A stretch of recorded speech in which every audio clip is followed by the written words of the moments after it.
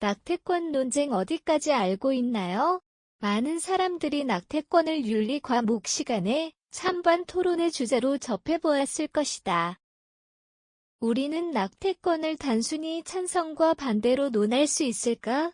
미국 대선 후보 낙태권을 두고 정면 충돌. 현재 미국은 11월 대선을 앞두고 공화당 후보 도널드 트럼프와 민주당 후보 카밀라 해리스가 막상막하의 대결 구도를 펼치고 있다.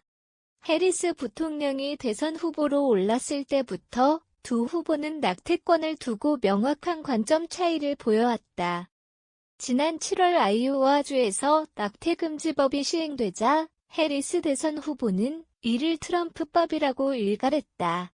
트럼프 전 대통령에 의해 미국 연방대법원이 보수 우위 구도가 되면서 로데웨이드를 49년 만에 뒤집어버린 것이 이 낙태금지법의 계기라는 것이다. 이어 지난달 10일에 진행된 대선 토론에서 해리스 대선 후보는 다시 트럼프가 재선될 경우 낙태권 후퇴의 위험성을 경고했다. 트럼프 대선 후보는 이에 낙태를 금지한 적 없다라며 반박했다. 한국 낙태죄 헌법 불합치 이후 5년째 입법 공백. 한국의 경우 2019년 낙태죄가 헌법 불합치 판결을 받은 이후 새로운 입법 개정안이 부재해 법적 공백기를 겪고 있다. 제21대 국회에서 여러 차례 대체 입법 발의가 있었으나 입법화가 이뤄지지 못하고 지금의 공백을 겪고 있는 것이다. 이에 대해 지난달 2일 김순택 경남도의 원이 개선 입법 촉구했고 28일 안전하고 합법적인 임신 중지를 위한 국제행동의 날을 맞아 구 트위터에서 해시태그 운동이 일어났다. 헌법 불합치 판결에도 불구하고 임신 중지를 위한 필수의 약품인 미프진이 정식으로 수입되지 않는 것이 한국의 현실이다. 한국의 낙태권은 보장되고 있지 않다. 1973년 한국에서 발의된 모자보건법에 따르면 생명권 보호의 주된 논리는 태아의 생명을 보호할 국가의 의무가 아닌 법을 통해 인간종을 정상적 생명으로 생산하는 것이었다. 2009년 개정안은 낙태 처벌의 근거를 모체박 생존 가능성으로 기술한다. 결국 모체박 생존 가능성은 얼마나 의료 기술을 투입할 수 있는가, 즉 얼마나 많은 자본을 투입할 수 있는가에 달리게 되었다. 한국 사회의 역사를 보면 여성의 임신과 출산은 인구 통제의 도구로 활용되었음을 알 수 있다.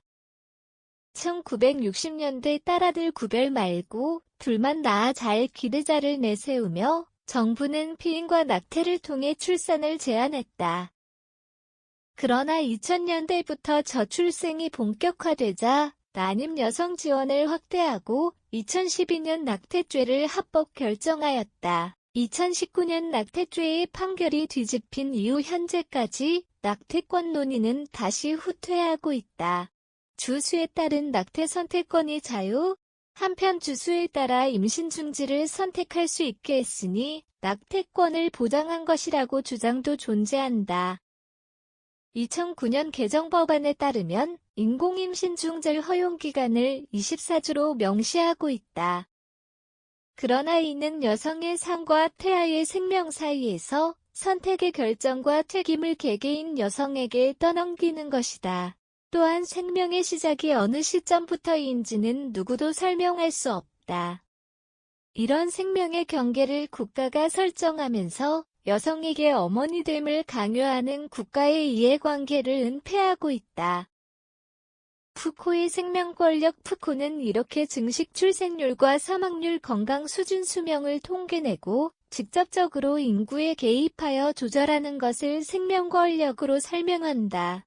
여성의 권리를 국가가 제한하고 있는 한국의 현실은 이 개념을 잘 보여준다.